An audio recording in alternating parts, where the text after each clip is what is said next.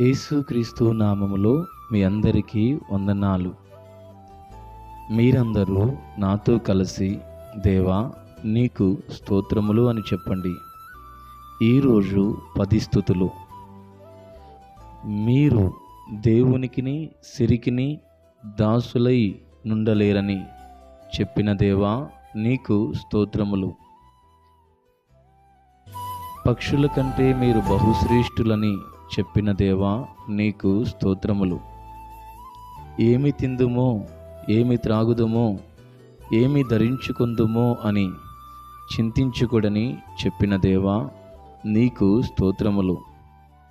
ఇవన్నీ మీకు కావలనని మీ పరలోకపు తండ్రికి తెలియనని చెప్పిన దేవా నీకు స్తోత్రములు. రేపటిని గూర్చి చింతించకుడి అని చెప్పిన దేవా నీకు స్తోత్రములు. ఏనాటి కీడు ఆనాటికి చాలని చెప్పిన దేవా నీకు స్తోత్రములు. కాబట్టి మీరు ఆయన రాజ్యమును ఆయన నీతిని వెదుకుడని చెప్పిన దేవా నీకు స్తోత్రములు. మీరు తీర్పు తీర్చకుడి, అప్పుడు మిమ్మును గూర్చి తీర్పు తీర్చబడదని చెప్పిన దేవా నీకు స్తోత్రములు.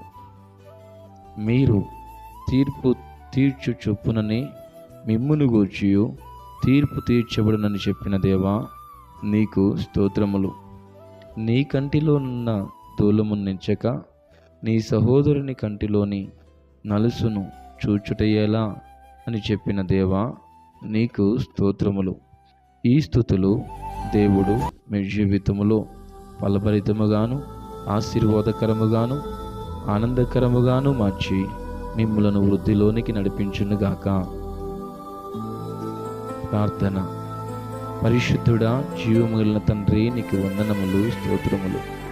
ఈరోజు ఎవరైతే ఈ స్తుతులలో ఏకీభవించి నాతో కలిసి చెప్పి ఉన్నారో వారి మనసులకు నీ సమాధానము, వారి హృదయములకు నీ సంతోషము, వారి జీవితాలకు నీ వెలుగు మీరు అనుగ్రహించండి.